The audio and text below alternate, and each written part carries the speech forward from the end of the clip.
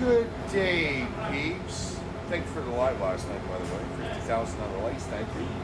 We got a little bit of an educational video this morning, guys. I'm going to show you. Let me just make sure the volume's up. I'm going to show you how we change filter on the steering gear here, on the hydraulic unit, right? I'll flip around and show you in a minute. It's pretty straightforward. As you see, just 4 bolts.